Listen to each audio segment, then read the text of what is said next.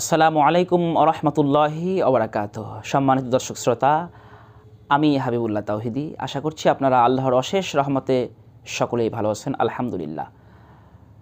স্বামীর জন্য স্ত্রী, স্ত্রীর জন্য স্বামী, স্বামী স্ত্রী উভয়ের জন্য সন্তান মহান রবের পক্ষ থেকে সকলেই সকলের জন্য অশেষ এক রহমত, অশেষ এক নিয়ামত।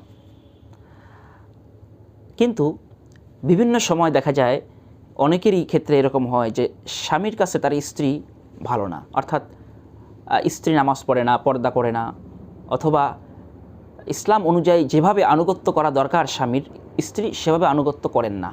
আবার অনেকের স্ত্রী আছে এমন যারা পর্দাসীন, ভালো পর্দা করেন, নামাজ পড়েন, অনেক আল্লাহর ইবাদত বন্দেগী করেন, কিন্তু স্বামী নামাজ পড়ে না, পর্দা করে না, নেশা করে।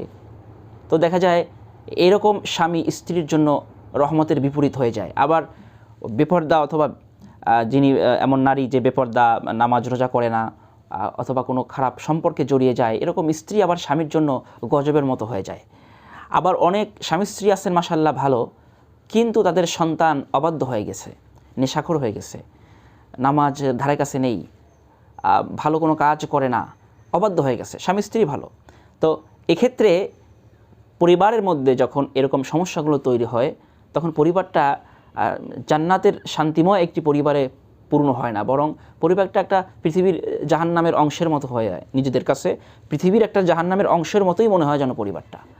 তো এক্ষেত্রে আমরা কি দোয়া করব? স্বামী স্ত্রী একে অপরের জন্য, স্বামী স্ত্রী তারা পিতামাতা হয়ে, পিতামাতা হিসেবে সন্তানের জন্য কি দোয়া করবে, এ বিষয়ে আমরা অনেক সময় দোয়া খুঁজি। তো আল্লাহ রব্বুল আলামিন কুরআনুল কারিমে বিভিন্ন দোয়া শিখিয়ে দিয়েছেন। তার মধ্যে আমি গুরুত্বপূর্ণ একটি দোয়া আপনাদের সামনে উল্লেখ করব। আল্লাহ রব্বুল আলামিন এই দোয়া শিখিয়ে দিয়েছেন, রব্বানা হাব লানা মিন আজওয়াজিনা ওয়া যুররিয়াতিনা কুররাতা আ'য়ুনি ওয়াজআলনা লিল মুত্তাকিনা ইমামা।